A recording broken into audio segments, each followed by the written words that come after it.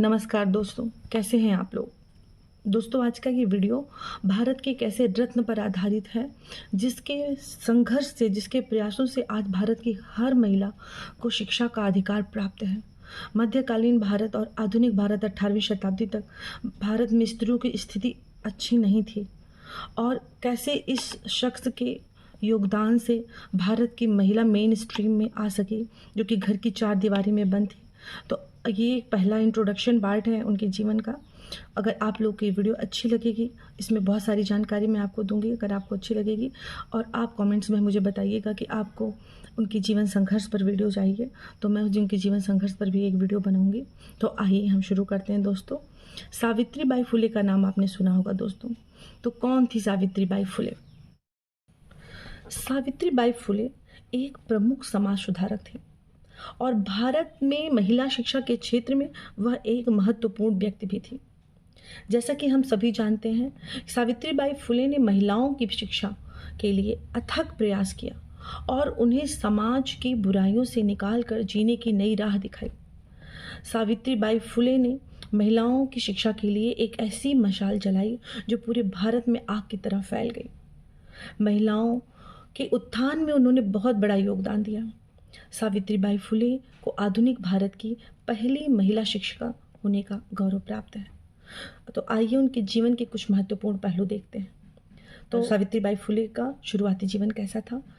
सावित्रीबाई फुले का जन्म 3 जनवरी 1831 को नाईगांव, महाराष्ट्र में हुआ था। वह एक किसान परिवार से थी और उनका विवाह बचपन में 9 वर्ष की आयु में ज्योतिबा फुले से कर दिया गया था। शिक्षा, उनके सामाजिक और वित्तीय चुनौतियों का सामना करने के बावजूद सावित्रीबाई ने शिक्षा प्राप्त की। ज्योतिराव उनकी बुद्धिमत्ता को पहचानते हुए उन्हें घर पर ही शिक्षित किया और फिर उन्होंने उन्हें अधिक अध्ययन के लिए अहमदनगर के मिसेस फरार के संस्थान में भेजा। सावित्रीबाई फुले और उनके पति ज्योतिराव फुले ने 1848 में पुणे में लड़कियों के लिए पहला स्कूल खोला और सामाजिक नियमों को तोड़ते हुए और गंभीर प्रतिरोध का सामना करने के बावजूद उन्होंने महिलाओं को और लड़कियों को शिक्षा को बढ़ावा देने के लिए जीवन में एक लंबी प्रतिबद्धता की शुरुआत की।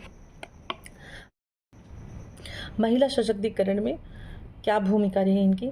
तो शिक्षा के साथ साथ सावित्रीबाई ने महिलाओं के अधिकारों और सशक्तिकरण के लिए काम किया। उन्होंने बाल विवाह और सती प्रथा जैसी कुरीतियों के खिलाफ लड़ाई लड़ी और विधवा पुनर्विवाह और महिलाओं के संपत्ति के अधिकार की अपेक्षा की। उनका साहित्य में भी बहुत योगदान है। सावित्रीबाई एक उत्कृष्ट लेखिका और कवित्री थी। उन्होंने सामाजिक मुद्दों पर कई कविताएं लिखी जो शिक्षा और महिला अधिकारों को बढ़ावा देने के लिए थी। उनकी रचनाएं क्रांतिकारी और प्रेरणादायक थी। सावित्रीबाई फुले के योगदान ने भारत में महिलाओं की शिक्षा की नींव डाली। उनके प्रयासों ने महिलाओं के बीच शिक्षा का प्रसार का मार्ग खुला और समाज के पिछड़े वर्गों की सशक्तिकरण की राह दिखाई। अपने प्रवर्तक काम के संज्ञान में पुणे विश्वविद्यालय का नाम 2014 में सावित्रीबाई फुले पुणे विश्वविद्यालय किया गया। वह भारतीय इतिहास में एक प्रमुख महिला शिक्षक और महिला शिक्षा और सामाजिक सुधार से पहला कदम रखने वाली महिला के रूप में याद की जाती हैं। तो दोस्तों, ये है उनकी कहानी।